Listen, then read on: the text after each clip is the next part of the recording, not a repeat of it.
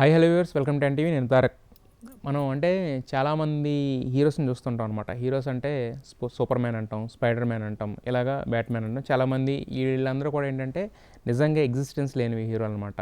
కానీ కొంతమంది హీరోస్ ఉంటారనమాట. వాళ్ళు ఏంటంటే మనతోనే ఉంటారు, చూడడానికి ఏదో కండలు తిరిగినట్టు అలా కాకుండా ఏంటంటే చాలా నార్మల్గా ఉంటూ చాలామంది జీవితాలను కాపాడతారనమాట. సో హీరో అంటే ఫైనల్ డెసిషన్ అదే కాబట్టి సో చాలామంది లైఫ్స్ని సేవ్ చేస్తుంటారనమాట. సో అలాంటి ఒక యూనిక్ హీరోని ఈరోజు మీ ముందు తీసుకురాబోతున్నాను. Is none other than helmet man of India అనమాట. సో ఒకసారి ఆయన్ని మీకు చూస్తేనే అర్థమవుద్ది అనమాట ఆయన్ని హెల్మెట్ మ్యాన్ ఆఫ్ ఇండియా అని ఎందుకన్నాము. మనం బేసిక్గా ఎక్కడికన్నా వెళ్ళాలంటే బండి మీద జస్ట్ ఒక హాఫ్ అన్ అవర్ 1 అవర్కే మనం ఇరిటేషన్ ఫీల్ అవుతుంటాం. బట్ ఆయన ఎప్పుడైతే గుమ్మ నుంచి బయట పెట్టాడో కాలు, మళ్ళీ వెళ్ళి తిరిగి ఇంట్లోకి వెళ్ళే వరకు కూడా హెల్మెట్తోనే ఉంటాడు. ఆయన ఫ్లైట్ ఎక్కినా అంతే, బస్సు ఎక్కినా అంతే, కారు డ్రైవ్ చేస్తున్నా అంతే, చివరికి ఒక హోలీ డిప్ తీసుకోవాలన్నా కూడా హెల్మెట్తోనే తీసుకుంటారు అనమాట. సో అదంతా ఏంటంటే ఒక చేదస్తం పైత్యమో కాదు, జనాలందరికీ అవేర్నెస్ క్రియేట్ చేయాలని, అందరూ హెల్మెట్ పెట్టుకోవాలని. ఇప్పటివరకు ఓవర్ 70,000 హెల్మెట్స్ అయితే డిస్ట్రిబ్యూట్ చేశారు. ఆయన మనతో ఉన్నారు, ఆయనతో మాట్లాడదాం. నమస్కారం సార్. నమస్తే అండి. మొత్తానికి హెల్మెట్ మ్యాన్ ఆఫ్ ఇండియాని మా ముందుకు తీసుకురాబోతున్నారు. అంటే బేసిక్గా ఇప్పటివరకు ఇంతకుముందు చెప్పుకున్నట్టే మాకు హీరో అనగానే ఒక సూపర్ హీరోలే గుర్తొస్తారు. స్పైడర్ మ్యాన్, బ్యాట్ మ్యాన్, వీళ్ళు ఎక్కడ నిజంగా ఎగ్జిస్టెన్స్లో ఉండరు. But we are taking them as heroes. But today I got the opportunity to meet the real hero of India, that is helmet man of India. First of all, who gave you the name helmet man of India? Thank you so much for inviting me. And Helmet Man, just like I'm starting working 2014 after Diet Friends. And the first name Bihar government's Helmet Man title Okay. in 2018. And after that Indian government Bharat सरकार ने 2020 में helmet man of India का title दिया. Okay. And the director of movie కూడా మనతో ఉన్నారు సార్. అంటే బేసిక్గా most of the film makers they are taking the biopics of cricketers, film stars and these kind of things. But you are taking the biopic of Helmet Man of India. He is very common and ordinary man, but serving more than 70,000 of people. He has distributed the 70,000 plus helmets and he saves 40,000 plus lives. So how did you got this idea to make his story as a biopic? 5 years से इनको मैं follow कर रहा था. Okay. लेकिन जैसे अभी तक जितनी बायोपिक बनी है, धोनी, भाग मिल्खा सिंह, भाग यानी एनी पर्सन, वो सब रिचेस्ट पर्सन. Yes. लेकिन helmet man Not the richest person, they are also got that fame by doing something. In if you take Dhoni, he is a middle class person, but he excelled in cricket and he got the things. तो Yeah. Cricket खेलने के बाद एक बंदा करोड़पति yes. बन सकता Yeah, है. yeah, yeah. लेकिन ये लोगों की जान बचाने के बाद अपना मकान बेच देता है, जेवर बेच देता है, तो कुछ नहीं है इसके पास. तो वो एक कॉमन मैन, मुझे लगा एक कॉमन मैन की बायोपिक बननी चाहिए. Yes. जिसने लोगों की जान बचाने के लिए अपनी ज़मीन सब कुछ दांव पे लगा दिया, personal, professional, relation, totally. Okay. So that makes it interesting to make a biopic on him. या एक आज के दौर में एक भाई भाई के लिए नहीं करता है कुछ भी, लेकिन एक दोस्त की खातिर वो 11 साल दे दिए. Yeah. वो दोस्त आज भी इनके माथे पे, सर पे है हेलमेट के रूप Yes, में. yes. तो I like this subject. Yes. Yeah sir, అంటే యాక్చువల్గా ఏ ప్రొడ్యూసర్ అయినా కూడా ఒక సినిమా తీస్తున్నాడు అంటే కనుక బేసిక్గా ఫస్ట్ ఆఫ్ ఆల్ కమర్షియల్ ఖచ్చితంగా చూసుకుంటారు, ఎంత సోషల్ రెస్పాన్సిబిలిటీ ఉన్నా, ఎంత చెప్పాలనుకున్నా. బట్ అంటే మీరు అంటే ఏమి ఆశించి ఈ ప్రాజెక్ట్ అనేది మీరు టేక్ ఓవర్ చేశారు? అండ్ స్ట్రైట్ తెలుగు సినిమా కింద స్టార్ట్ చేస్తున్నారు కదా. So Telugu and pan India release. So అంటే ఏంటిది ఈ ప్రాసెస్, ఎలా స్టార్ట్ అయింది అసలు అక్కడ? అసలు ఎందుకు ఈయన స్టోరీ ఎంచుకున్నామంటే, వేరే స్టోరీస్ కాన్సెప్ట్స్ కూడా ఉన్నాయి, యూనిక్ కాన్సెప్ట్స్. ఓకే. కానీ నాకు ఇది కొంచెం ప్రస్తుతం జరుగుతున్న ఇన్సిడెంట్స్కి చాలా దగ్గరగా అనిపించింది. నాకు చూపెట్టండి, మనకి లాస్ట్ 5-10 ఇయర్స్లోని గవర్నమెంట్ ఆర్డినరీ సిటిజన్స్ని రికగ్నైజ్ చేసి వాళ్ళని రాష్ట్రపతి భవన్లో అని సత్కరించింది, అవార్డ్స్ ఇచ్చింది, పద్మశ్రీ. సో ఆర్డినరీ మనుషుల్లోని ఆనిముత్యాలు ఉన్నారు. సో ఇప్పుడు ఆర్డినరీ మనిషి మీద బయోపిక్ ఏదైనా వచ్చిందా ఇప్పటిదాకా? రాలేదు. రాలేదు, నాకు తెలిసి అయితే లేదు. సో అది నాకు కాన్సెప్ట్ యూనిక్గా అనిపించింది. నాకు మోడీజీ ఇన్స్పిరేషన్, ఆర్డినరీ సిటిజన్స్ని రికగ్నైజ్ చేసి వాళ్ళని సత్కరించడం. సో ఇప్పుడు ఈయన విజన్ ఏంటంటే నిస్వార్థంగా helmets distribute, road safety, health and safety చాలా ఇంపార్టెంట్. అది corporate buzzword actually, health and safety. So ఆయనకి ఏమీ ఆశించకుండా అన్ని హెల్మెట్స్ తీసుకుని అందరికి రోడ్డు మీద డిస్ట్రిబ్యూట్ చేసి ఎన్నో ఎదురుదెబ్బలు తగిలే ఆయనకి పాపం ఎదుర్కొన్నాడు. బట్ స్టిల్ ఆయన జర్నీని కంటిన్యూ చేశాడు. సో నాకు అది యూనిక్గా అనిపించింది. మూవీ పరంగా ఎందుకు తీసుకున్నామంటే I want to be the first. ఇది మాది Adambara entertainments private limited first launch pad మాకు movie. This is the first movie. So ఏదైనా యూనిక్గా గుర్తుండిపోయేలాగా మాకు మెమరీగా ప్రజలకి ఏదైనా మంచి కాన్సెప్ట్ అండ్ ఒక మెసేజ్ ఇద్దాము అన్నట్టుగా మాకు అనిపించింది.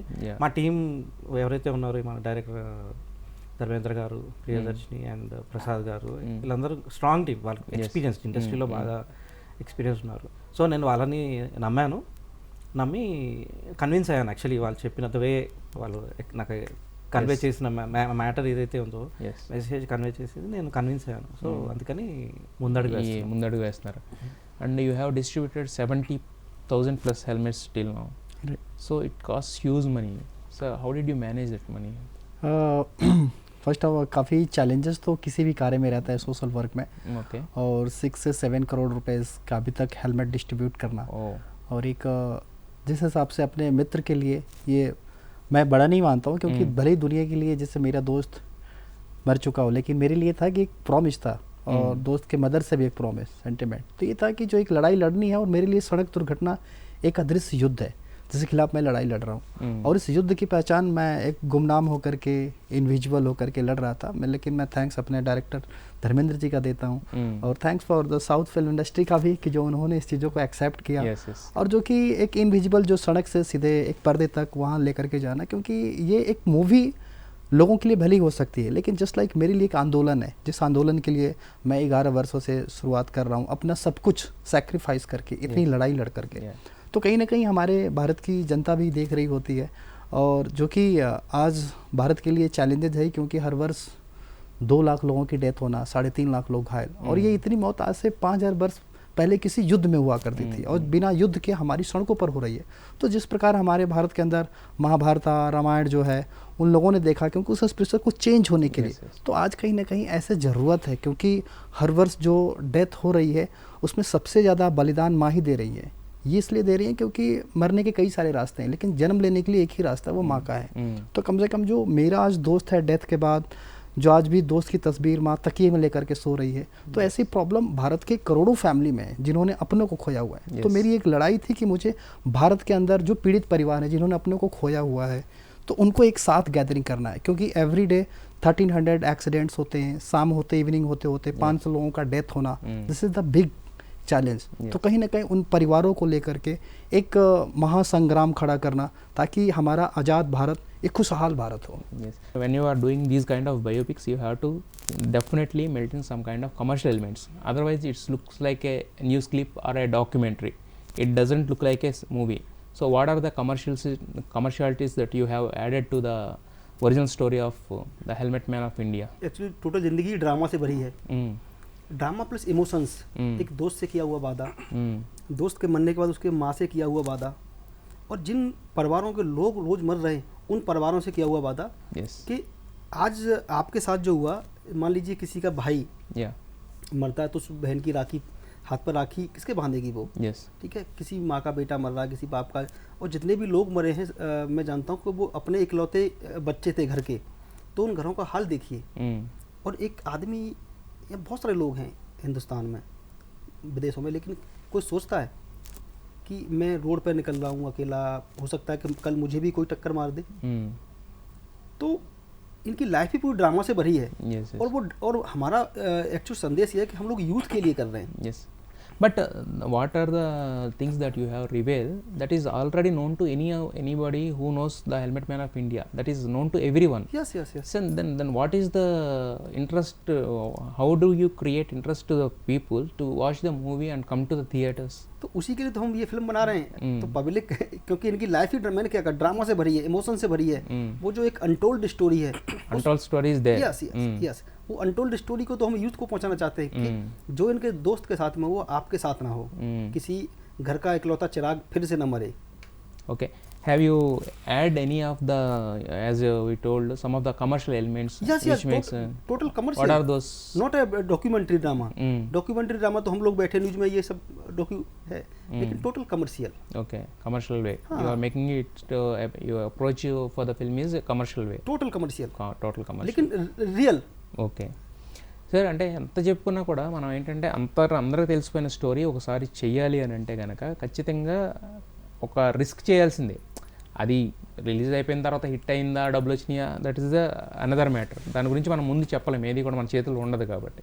బట్ మనం ముందు దాన్ని బిలీవ్ చేసి దాన్ని అసలు తీసుకోవాలంటే కనుక చాలా గట్స్ ఉండాలి కదా.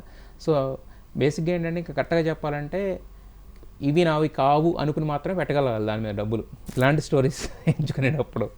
సో మరి అంత గట్స్ ఎందుకంటే ఫస్ట్ మీ బ్యానర్ ఇప్పుడే స్టార్ట్ అవుతున్న దానికి అంత గట్స్ ఫీలింగ్తో ఎందుకు వెళ్ళాలనిపించింది మీకు? తారక్ గారు, మీరు అడిగిన ఇప్పుడు వేసిన ప్రశ్న చాలా కామన్ది, చాలా మందికి అదే సందేహం ఉంటుంది. ఇంట్లో వాళ్ళే ఒప్పుకోరు. ఫస్ట్ మన మైండ్కి వచ్చే సందేహమే అది. ఫస్ట్ ఏమి ఇంట్లో వాళ్ళే ఒప్పుకోరు. కానీ మనం బిలీవ్ చేయాలి స్ట్రాంగ్గా, మన విల్ పవర్ని బిలీవ్ చేయాలి. అండ్ నన్ను నేను ఫస్ట్ బిలీవ్ చేసుకున్నాను. నాతో పాటు నాతో ఎవరైతే ఈ జర్నీలో ఉన్నారో వాళ్ళందరినీ నేను ట్రస్ట్ చేశాను, ఫుల్లీ ట్రస్ట్ చేశాను. సో అలా అని చెప్పి keeping all eggs in one basket, మనం ఇప్పుడు అది చాలా కామన్ ప్రోవర్బ్ మీరు వినే ఉంటారు. So it's a challenge. కానీ ఈ ఛాలెంజ్ని ఇంకా మీకు వేరే విధంగా మాకు గవర్నమెంట్ నుంచి సపోర్ట్ కూడా ఉందా? అంటే ఎందుకంటే మెసేజ్ ఓరియంటెడ్. ఇప్పుడు అంటే సోషల్ కాజ్. ఇప్పుడు actually helmet is very controversial అన్నాను. ఇట్స్ సబ్జెక్ట్ ఎలాంటిదంటే usage of helmet it's up to one's own choice whether to wear or not. మొన్న ఒక రీసెంట్గా సుప్రీంకోర్టు, హైకోర్టు ఒక జడ్జ్మెంట్ ఇచ్చింది, హెల్మెట్ కంపల్సరీ కాదు, అది ఎవరైతే రైడర్ ఉంటారో రైడర్ చాయిస్. నువ్వు ప్రొటెక్ట్ చేసుకోవాలనుకుంటే నువ్వు వేసుకుని తిరగాలి, లేదు అంటే ఇట్స్ ఎవర్ చాయిస్ అన్నట్టు ఒక ఏదో స్టేట్ గవర్నమెంట్ హైకోర్టు ఇచ్చినట్టు.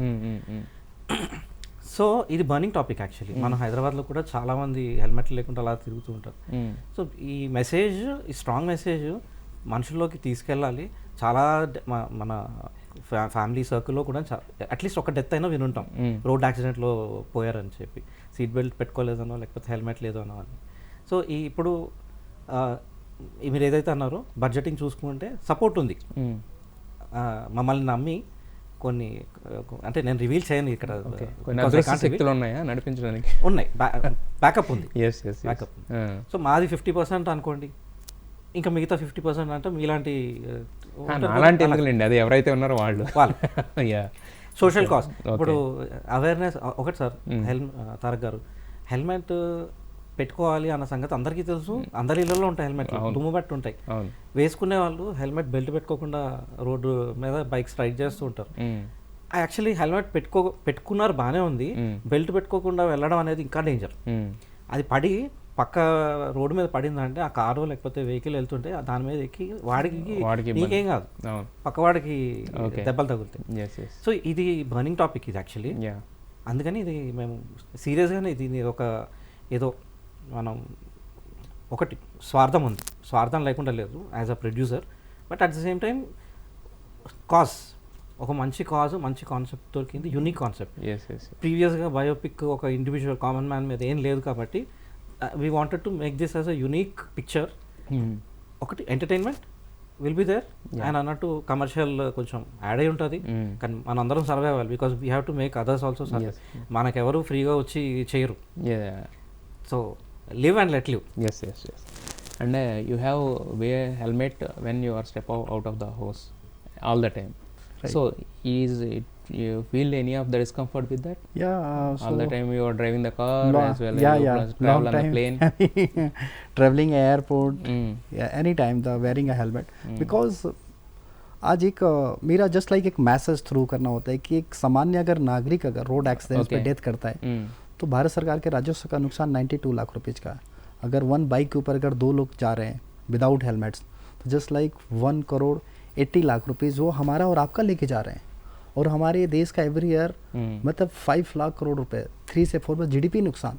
और every citizen 1.4 billion citizen every day मतलब वो सड़क पर देख रहे हैं कि लोग गलती कर रहे हैं, युवा कर रहे हैं, बट कोई चुप्पी नहीं तोड़ पा रहा है तो जस्ट लाइक मेरा यही रहता है कि मैसेज की मैं अपने मित्र को तो नहीं बचा पाया, बट आपकी जो लाइफ है, आपके मित्र परिवार सभी से भरा पड़ा हुआ है, और आप एवरीडे सोशल मीडिया पे श्रद्धांजलि हर किसी को देख रहे हैं, बट फिर भी अपने को किसी को विदाउट हेलमेट आप चुप्पी नहीं तोड़ पा रहे हैं, उसको टोक नहीं पा रहे हैं। तो मेरा एवरी भारत के कोने कोने में रहता है, एवरी प्लेस पे, कि आप इस अदृश्य युद्ध को पहचानें और इसके लिए लड़ाई लड़ें।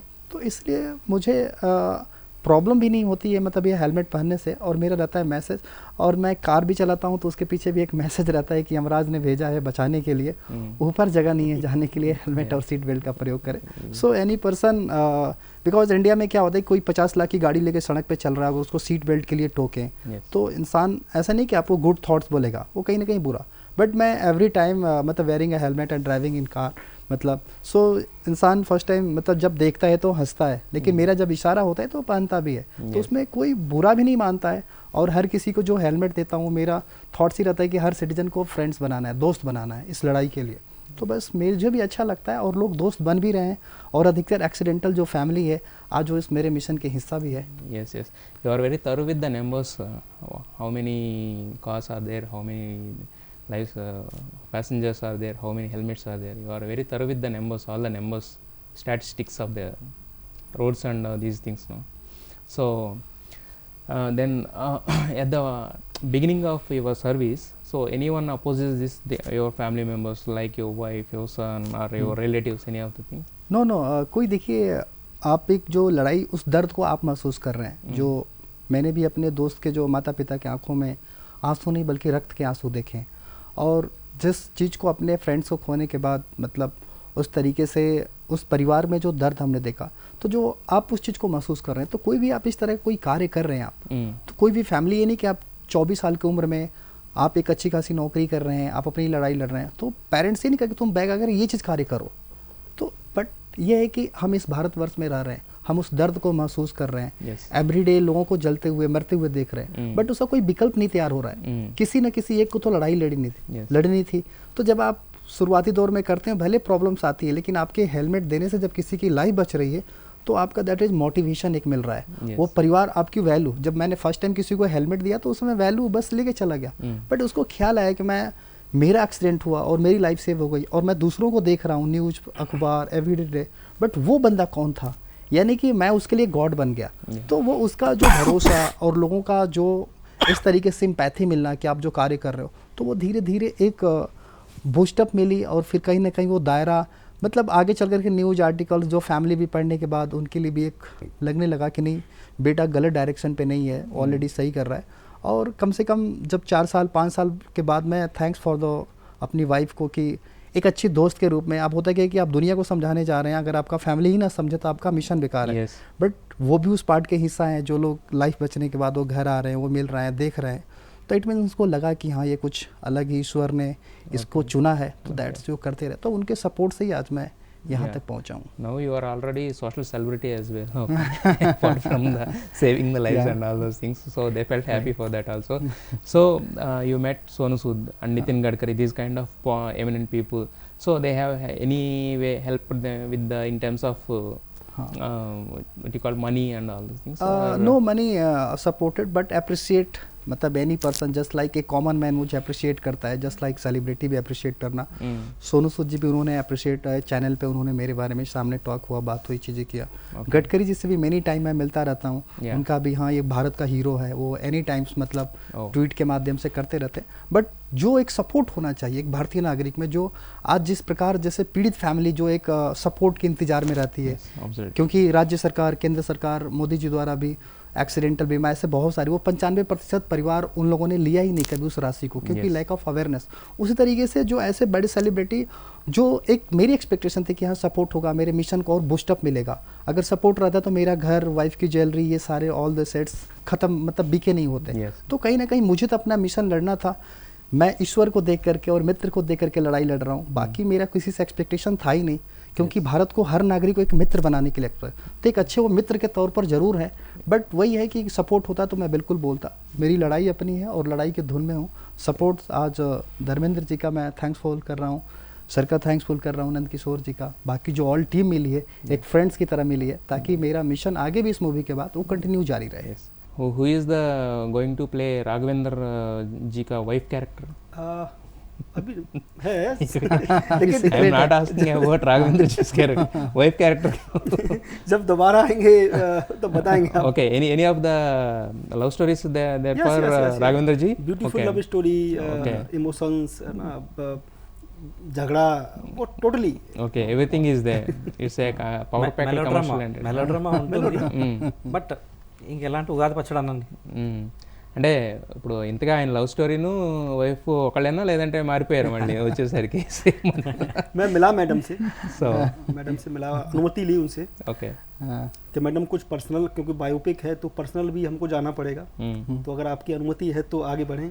तो बड़ा मुश्किल से उन्होंने कहा नहीं ऐसे थोड़ी मेरी लाइफ को तुम ऐसे दिखाओगे, यस तो फिर माने के. मैंने कहा एक अच्छा कार्य कर रहे हैं, आपके पति ने पिछले 11 साल से जो किया है शायद ही मैं भी नहीं करता, कोई नहीं करेगा, तो आप हमारी सहभागी बने. तो बोला ठीक है आप बनाइए. ఎస్ అయితే మరి ఇప్పుడు ఆయనకి రెమ్యూనరేషన్ కింద డబ్బులు ఇస్తున్నారా లేకపోతే హెల్మెట్స్ ఇస్తున్నారా? హెల్మెట్స్ ఎందుకంటే హెల్మెట్ మ్యాన్ ఆఫ్ ఇండియా కదా, ఆయన రిడీమ్ చేసుకోవాలి. ఎస్ ఎస్ ఎస్ హెల్మెట్స్ ఇస్తున్నారు అనమాట అయితే. సో మొత్తానికి అంటే ఇంతకుముందు చెప్పినట్టే చాలా కమర్షియల్ సినిమాలు వస్తుంటాయి. సినిమా అనేది ఏంటంటే చాలా పవర్ఫుల్ మీడియం అనమాట. Yes.